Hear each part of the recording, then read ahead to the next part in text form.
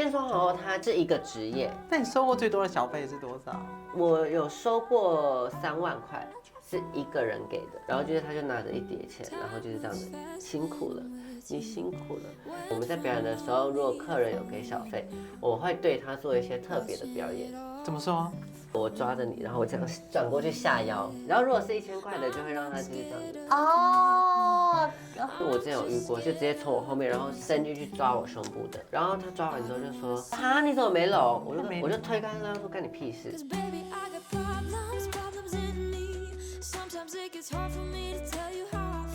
跨越性别，梦想成真。我是主持人艾里。LGBT 族群创造了许多行业，其中一种就是表演艺术，变装皇后。虽然在舞台前光鲜亮丽，但是在背后的辛苦，要付出了非常多的努力。不只要精通化妆、服装搭配，也要不断的精进自己的舞蹈，甚至到最后脱口秀也必须要2把刷子。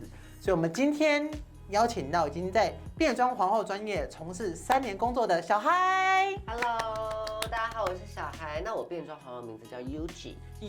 对，你的游记 Yuji。对，记住了。在台湾，大家比较少听过变装皇后，也不知道变装皇后是在做什么的。你方便跟观众科普一下变装皇后她的工作性质以及平常在做些什么吗？变装皇后它基本上是一个职业，就是很多人会把变装皇后啊，或者是什么媚娘、跨性别搞混，它的分类都是不一样的。对。那我这边强调变装皇后的话是它是以职业来去区分的。那它本身有可能，比如说，你可能走 KOL、走秀、走脱口秀、主持，对各个类型。所以我觉得现在变装皇后的概念有点像是艺人，只是我们这个艺人的身份走在一个性别流动的状态。其实我看你了解这么深，我觉得我听到一个核心的点就是，变装皇后跟一般的表演工作的最大差别就是，它是一个工作，而不是分性别的。如果你今天它最大的卖点可能就是女生去变装也可以，男生去变装也是可以的。对，因为像甚至现在台湾有几位是生理女性的变装皇后，然后也有男生他想要扮成变装国王，那我们会叫 drag guys 变装的男生这样子。对，其实就是你自己想要怎么呈现你自己这个状态，只是这个状态比较特别的是，我不是走在一个2元性别的框架里面，不是走在传统性别。对，没错。我蛮好奇它这个变装皇后的生态，它是以公司经营还是以舞团经营，还是就是我这个变装皇后，然后自诩一个变装皇后团，然后找舞者吗？还是我们是艺人公司哦。对，基本上我们的表演大部分都是自己一个人。对，我们的表演都是自己一个人，所以基本上从妆法，然后到剪音乐，包含到你的表演的配置，你要怎么样去呈现你的道具，然后跟接洽都是自己一个人。跟你找你的舞者都是自己一个人来完成。对，尤其是那种 freelancer 那一种，你自己独立去接案，然后独立去招揽所有的事情。对，没错。本期节目由白梨生医赞助播出。白梨生医呢是专注于日式美白保健的保健产品，所有的原料包含谷胱甘肽、神经酰胺、白藜芦醇，通通是日本当地原料进口过来的。所以你也有美白肌肤需求的话，现在就可以点影片的右下角白梨萃胶囊，现在就去看看吧。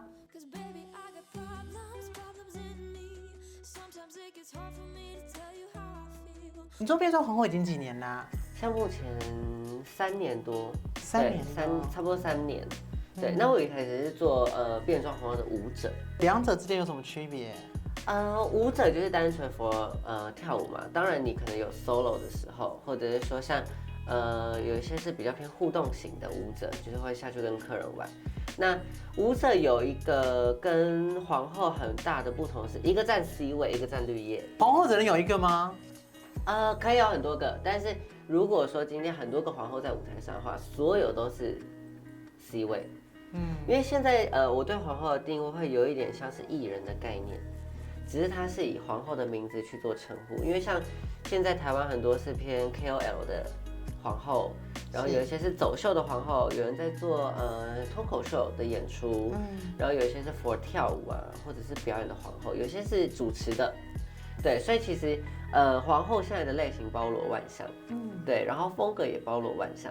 就是走在比较性别游移的阶段，这个表演艺术去称呼它。皇后有一个你可以把它有点想象成是舞团的概念，就是叫 house 家族的制度。像我自己现在有家族叫美苏拉，对，就是有2个变装皇后组成的，然后下面就是我们会称呼他们为妈妈或阿姨，那他们就是把我们收进这个家族之后，我们就是她的女儿。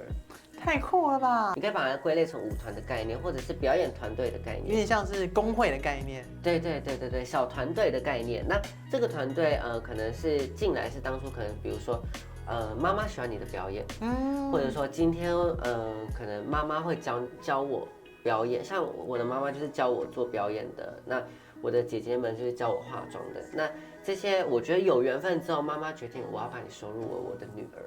对，有点像是这个概念啦。它是会有个仪式吗？还是你说颁奖典礼之类的吗？不是，这投名状可能要拜一拜啊。对，那你入这个家族，你会有一个名牌或者是一个……其实我觉得这种事情是，我觉得缘分。对，像可能今天，就算他平常没有在做皇后的表演，但是他对皇后有热忱。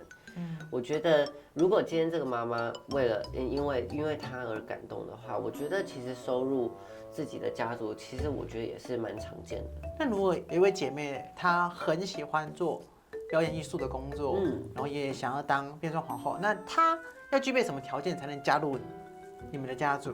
其实我觉得变装皇后最前期最麻烦的事情是资金。对，怎么说？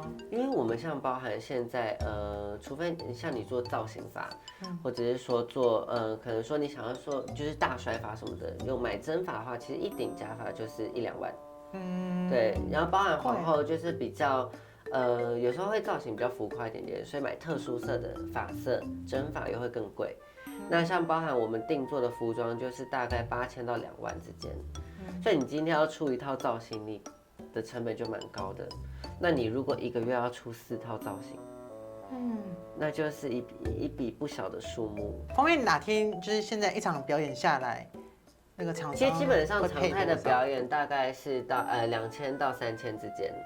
一场吗？对，一场。对，大概是几个小时啊？现在包含酒吧或者是夜店都会希望我们主持，所以如果说在台上的时间的话，大概是1-2个小时。1-2个小时。对，1-2个小时。但是你知道这个状况就会变成你可能你要记流程啊，然后你要准备你表演的东西，然后再加上你要控制喝醉的客人。对，其实是蛮辛苦的。但是像当然婚礼跟尾牙那种都是另外的。那你收过最多的小费是多少？我有收过3万块，是一个人给的。一个人给的？对，一个人给的，而且是女生哦，她喝醉，然后她就拿着一叠钱，然后就是这样子，辛苦了，你辛苦了，你今天还来上班，谢谢你来陪我，这样一叠一叠这样。辛苦了，对，哦，对，很可爱。但其实如果说是我们下去绕场，差不多在5-6千啦，我自己。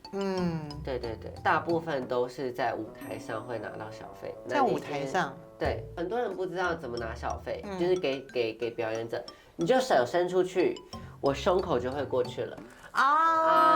学到了，对，或者是我自己很喜欢，就是表演者在表演，我们在表演的时候，如果客人有给小费，我会对他做一些特别的表演。怎么说？可能比如说你今天给我小费，好，来，摸过来，或者是我最喜欢的一招就是我抓着你，然后我这样转过去下腰。转过去下腰，这下到底吗？这样？对啊。哇，那观众很震撼呢。对，然后如果是1000块的，就会让他就是这样子。100块跟1000块有不同的玩法，这样。男女都是吗？男女也都是吗？对，男女都是。对。所以女生也吃这招？很吃哎，他们很兴奋哎。我跟你说，现在 gay bar 比较多的反而是女生哎。然后因为有时候我们有一些上台互动啊，观众可以上来玩，就我们在表演的途中，观众可以上来玩，都是女生上来哎。很疯狂。就是我都已经觉得，就是这里我已经不知道是 gay bar 还是女同志店，你知道吗？就现在 gay 好像没有玩那么开。真的吗？一部分他们可能看习惯了。然后女生想说哦来 K 吧好像很好玩，他们就很兴奋这样子。像你说的，如果一场1-2个小时，然后2000好了，那这些钱是要这个变装皇后跟其他舞者去分。通常如果是常态性的演出，我们就不会请舞者。通常是大秀、大活动才会请舞者。讲直白一点，就是多少钱做多少事嘛。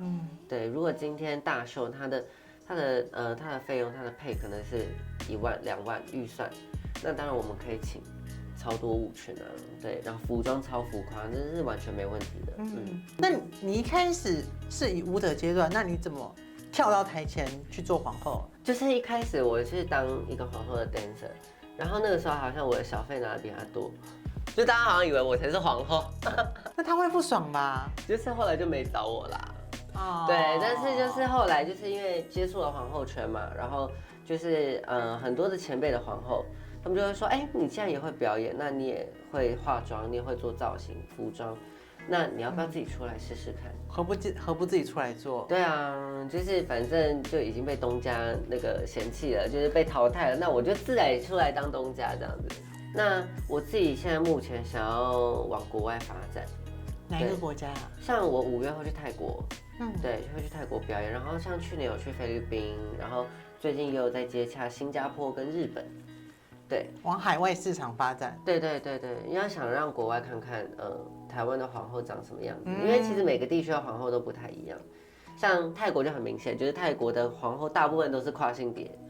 对，那像台湾其实跨性别比例算多，但有一半都是 gay。对，然后像新加坡啊或马来西亚的皇后就是很喜欢做特技。对他们就是之前常常看到 reels 看到他们就是吊钢丝啊，跳火圈，对，跳火圈。我想说天哪，因为之前有一个新加坡皇后，然后来那个同志游行，就来表演，她直接爬那个，因为那个舞台外面的那个户外舞台不是有那个鹰架吗？她直接爬上去鹰架，然后跳下来。我想说天哪，就是那个做不到，台湾皇后做不到，太偏了，你说太卷了是吧？对啊，太卷了，很疯狂哎。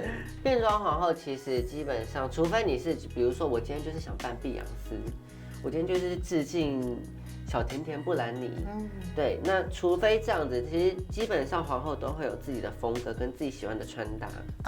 我懂意思了。对，我的衣服其实没有到太浮夸，或者是需要设计难度太高的，我都是基本上就是一个小袋子可以装完。其他皇后是这样子，对，就是一些比较硬的啊，然后一些马甲啊什么的比较大袋子，包含可能我觉得皇后最重要的事情，除了你妆容上的造型之外，是你的气场跟你的明星感。对，我觉得这件事情是最难的，就是像包含当然前期的资金部分，或者你造型上的 look 要好看之外，我觉得表演上面你必须让大家觉得哦，你就是 super star。之前我有一次去电子花车上面表演，它是酒商的活动，对，但是那个音响啊、硬体设备就是电子花车等级，就是他们其他艺人啊，或者是乐团有彩排，但是他们踩太久，所以我们变装皇后没有踩到。电子花车它是有点像变形金刚嘛，就是会组装，所以它其实那个中间的缝很大，所以我们如果穿细跟的高跟鞋，第一个是不稳，第二个是他们地板的材质其实是滑的，然后车子又不是平的，所以它又会有点斜的。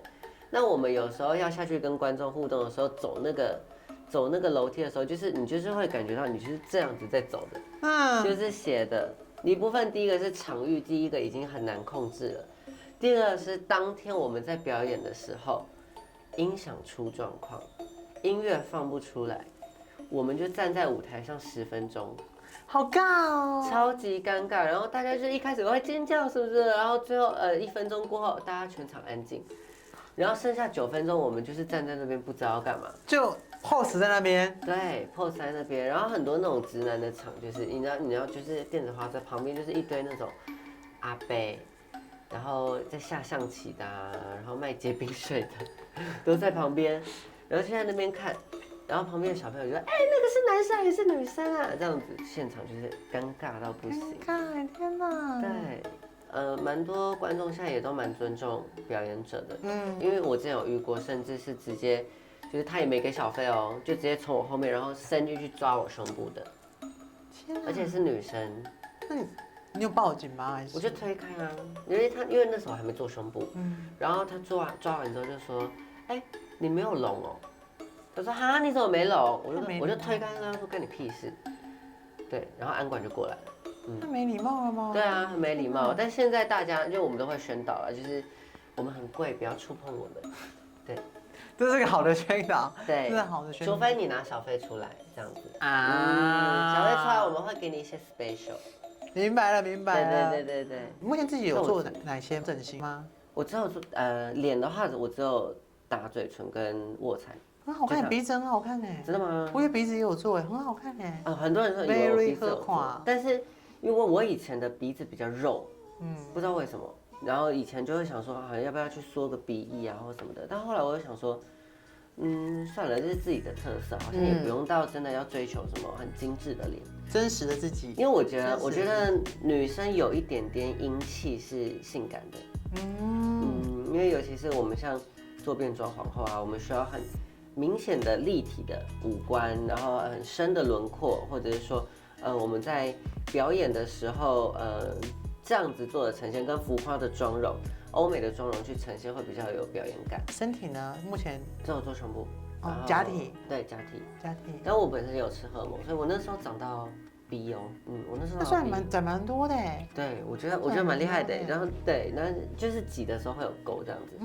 然后那个时候做胸部其实主要是因为我的表演服都比较露，对。然后如果我没有做胸部的时候，我觉得我的那个穿衣服的分量比较单薄，因为我也小小只的、瘦瘦的，然后跟其他变装皇后比的时候，就会觉得哦天哪，好像太那个势单力薄了一点点。刚刚提到服用药物，你服用药物多久了？大概4年。那你吃4年最大的效果，你自己觉得是哪一个？性欲变超低，就是大家都很有感的共识。对，然后我觉得皮肤有变比较好。对，然后我觉得毛发的那个粗糙的程度也有变得比较细致，毛的那个最前端会比较细。已经服药4年了，有考虑做变性手术吗？但是因为我自己的状态，我是现在是享受，我现在是觉得舒服的，就是我喜欢女生形象的外表。那真的要动到下面吗？我觉得目前，我现在状态很舒服，我也觉得，可能做了之后，像我现在觉得我还在事业上升期嘛，如果要休息那么久，我可能没有办法。而且做了变性手术之后，我不确定能不能有那么大的活动幅度，也不能久站，然后不能久跑。我们身边有几个是跳舞的朋友，然后他做完，他以前是那种就是可能做很多招啊，就是跳舞超疯狂的那种，然后做完变性手术之后，就是走慢慢的路线了。对，好像真的身体上也没办法那么大跳。但是现在的下半身不会带给你任何的困扰。不会，一部分也是我的蛮小的。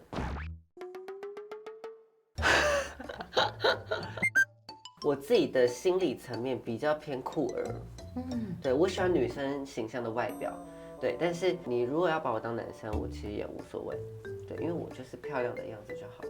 别人称呼你为3性的话，你会不开心吗？不会，我一直觉得3性是一个俗称，对，我觉得它现在里面是变成一个，就是社会大众可能不了解跨性别，不知道怎么使用这个名称的时候会讲的一个绰号，对，像这个绰号，对，一个俗称。一部分不排斥我自己的身体之外，我通常的我大部分的对象都是会帮我服务的，对，甚至是会互相当塔的。明白。对，所以我觉得就是我们讲的很隐喻。包含我很喜欢站着尿尿。就是很方便，很方便。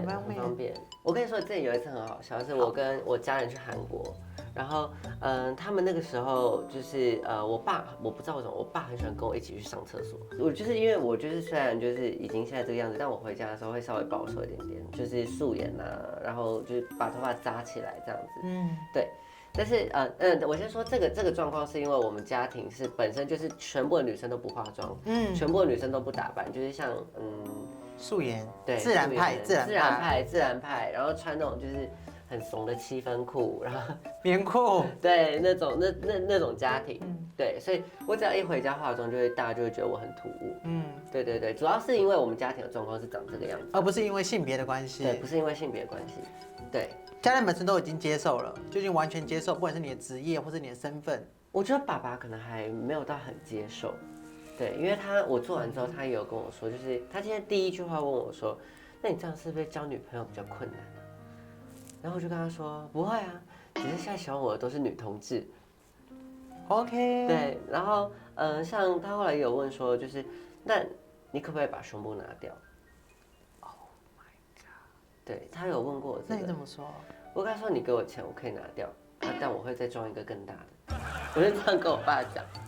那爸爸就知道你的决心了。对，我蛮感谢，是因为其实我们家庭蛮传统的，因为我是南部的小孩嘛，然后我爸以前就是觉得就像那种传统家庭，就是你一定要当医生、律师、老师的那种，才会发大财。对，那种家庭状况，他没有强烈的反对我，然后只是就是他就是觉得说还是希望我可以就是不要伤害身体为主啊之类的什么的，我觉得已经算是对我非常包容了。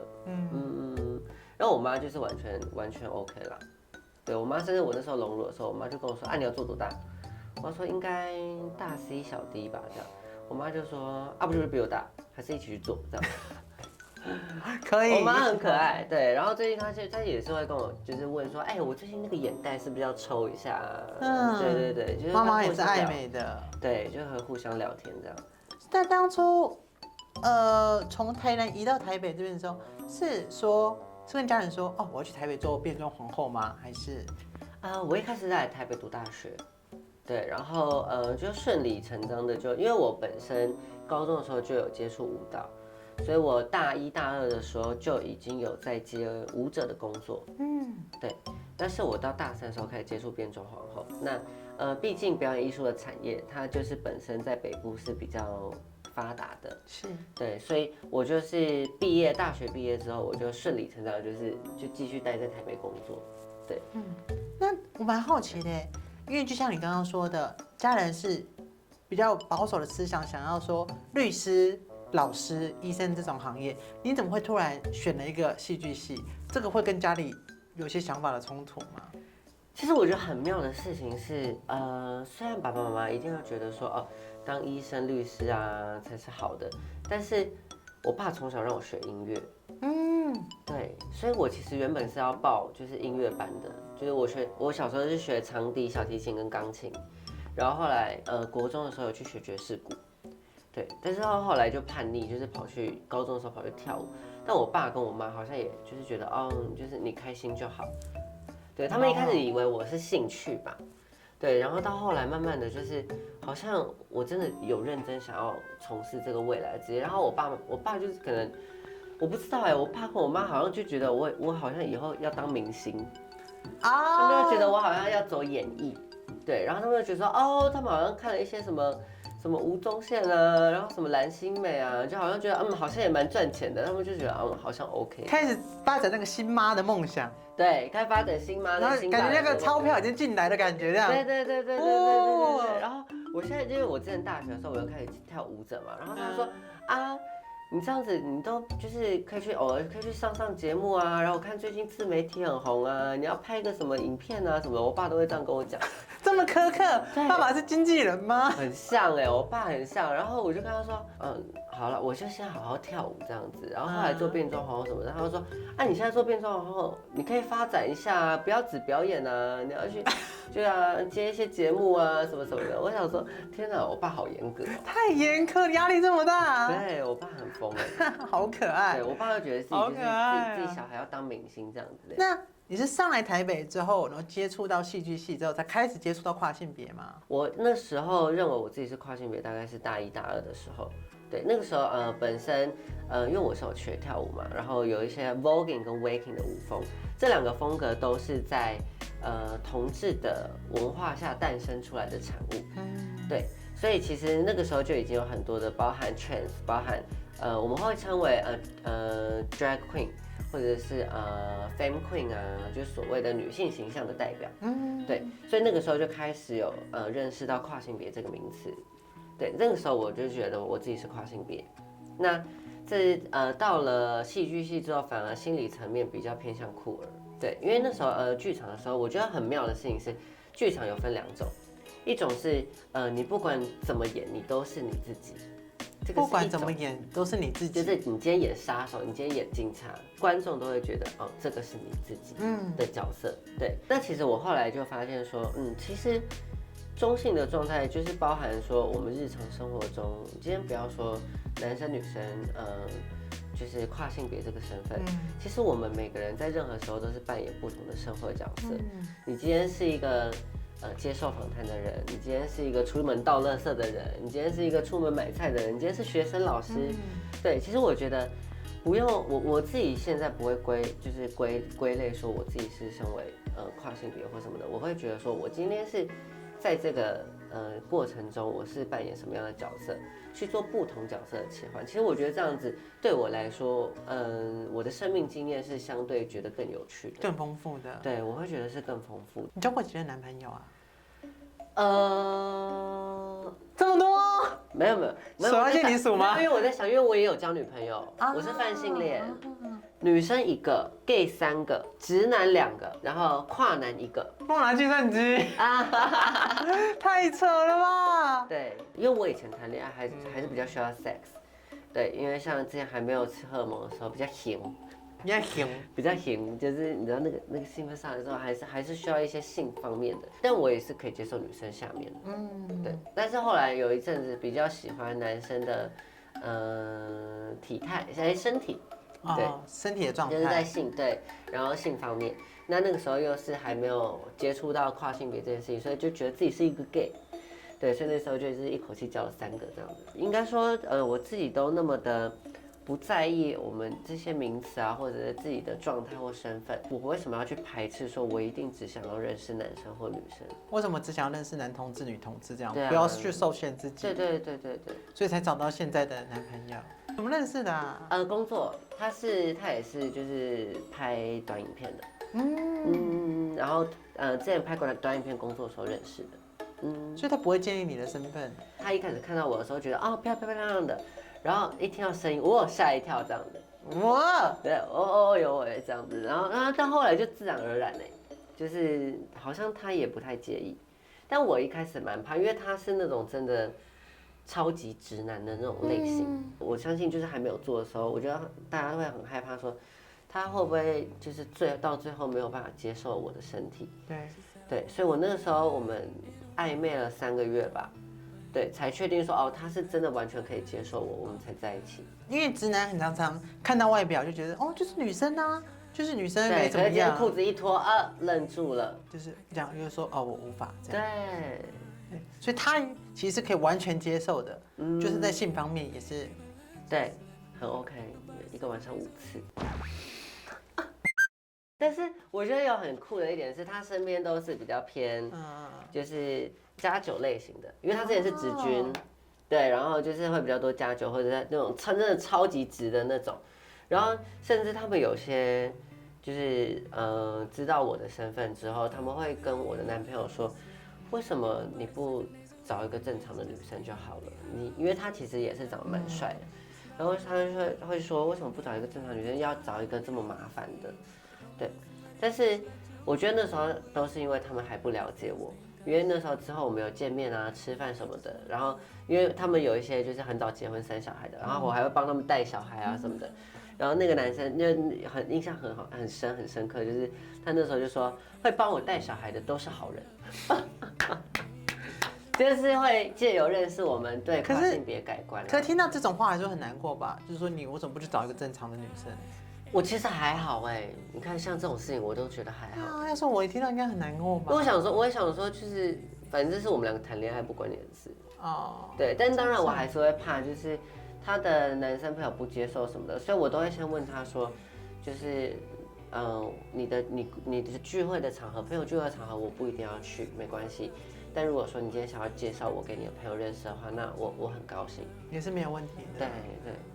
你在恋爱中是偏向先坦诚身份还是隐瞒？直接坦诚就包含我以前玩交友软体的时候，我的那个名字我都会讲说我是跨性别啊。对，但是他们就很闹啊，就是很多人就是甚至就是可能自介也不看啊，然后聊了很久之后，他会说你是三性吗？然后我想说，我自介都打得那么清楚了，对，然后要不然就是对，然后他们就是有一些也很强，他们问我说跨性别是什么啊？是双性恋吗？然后我就开始那个查那个就是截图那个维基百科给他们看，你知道吗？就变成我们就聊天就会变学术性探讨，对 ，OK。但我觉得也蛮好玩的，就是借由交友软体让更多人知道跨性别是什么，对，给他们一些知识这样。不知道你有没有这样的想法？就是我蛮讨厌台湾的综艺节目会常常把跨性别当道具，然后就说大家猜看哪一个是男的，大家猜看是女的。你自己会有这样的想法吗？节目上来说，我其实有很多时候蛮不喜欢很多的题材，就是就是特别要强调跨性别这个身份，或者是说特别要强调男同志，就是为了赚这个市场。对，确实是这样子。对，那当然像我自己也会挑节目上，对，像包含像我之前去其他的那个节目，他们其实我有跟他们强调说，我想要稍微再多说一些可能比较偏寓教的成分在里面，那他们就会跟我说，哦，好，我们可以去做调整什么的。对，那这些愿意跟我调整的节目，我自己本身才会愿意去上。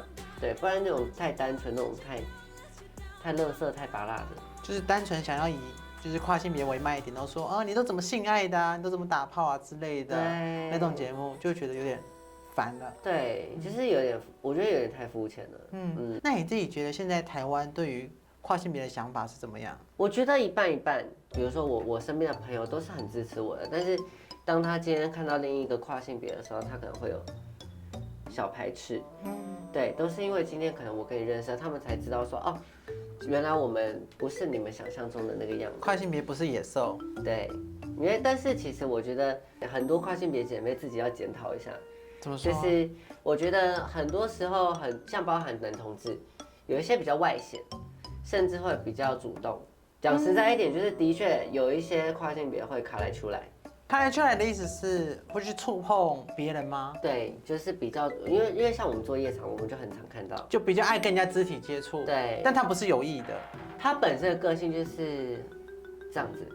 但是这个个性就会变成说，今天你一个跨性别，今天你一个异性恋，你不是你的菜，他也是这个个性，他卡来出来，就一直去摸对方。对，你会有什么感觉？除了希望异性恋或者比较社会大众的圈子能够接受我们之外，我们也要尊重他们。对，互相尊重。对，因为其实我遇过蛮多激进的跨性别。他们就会觉得说，你们就是社会大众，就是不了解我们遭受过多少的歧视跟霸凌什么。但我心里就会想说，你自己在无形之中是不是也有一些刻板印象？对，跟你没有尊重到其他人的一些想法。那很多姐妹会说，社会大众对于跨性别外表特别苛刻，就是说，你声音怎么那么男生？你怎么肩膀那么宽？自己，因为很多女生其实很多时候没有像我们一样那么追求外表，对，或者是说没有那么的精致。很多人会跟我说，他认识的跨性别跟认识我的感觉差很多。就他们觉得有时候，跨性别会很刻意的想要强调自己女生的这件事情，就会变成好像有点 too much。那像我自己就是打雷雷，我觉得平常我也是，我之前吃，因为我跟我男朋友有一次很好笑，他就是说我跟他在吃面的时候，在那个夜市吃面，然后我这样子做，然后他说天哪，他说那时候看到吓到说很 man 的，就是我就是这种人，对，就是我不会刻意想说我自己要装成女生的样子。我觉得跨性别这个名词对于他们来说还是会，我觉得像你说的，就是会很苛刻，是的确的。像我前阵子有发一些，可能因为我本身的照片就比较辣，那有时候会发一些可能比较觉得自己比较很挑的、很辣妹的照片，然后就被下面的人说就是败坏跨性别风俗啊什么什么的。然后心里想说，这跟跨性别没关系吧？就是这是我自己个人的个性跟个人喜欢的风格。那为什么那些辣妹你们就爱看？你们现在那个 IG 那么多，就是穿比基尼啊，辣妹就可以，然后跨辣性别妹就可以，就不行。跨性别就不行。对，就是还是会有这个标签在，我觉得。那这一路上，包含你从小到大到工作出来这3年，最想感谢的一个人是谁？我觉得感谢我自己，对，因为我就是包含就是我的家庭，对我觉得我非常幸运，我的家庭，然后包含我接触到舞蹈啊，我接触到剧场，然后包含我变装皇后的妈妈就教我表演，然后让我认识这个世界，然后包含很多厂商的贵人，然后包含你们，就是我觉得你们愿意为跨性别发声，然后让我们更有勇气的站在这边，我觉得这件事情都是很难能可贵跟很幸福的事情，对，但是如果我自己不坚持的话，其实。还是很难对，走下去。其实还是很难走下去。跟包含我很感谢我自己的个性吧，就是一副无所谓。其实可能因为很多人都问我说，可能你会不会遭受霸凌啊，或者有一些不平等的对待什么的？你怎么坚持下去的？好像不会太在意这件事情，就是他们今天欺负我什么的，我就骂回去。个性比较大而化之。对，大而化之一点点。所以就是我觉得我蛮感谢我自己的个性跟。我自己一直以来都走在表演上面，我有一个很明确想要做的方向，跟我自己有自己的理想的目标。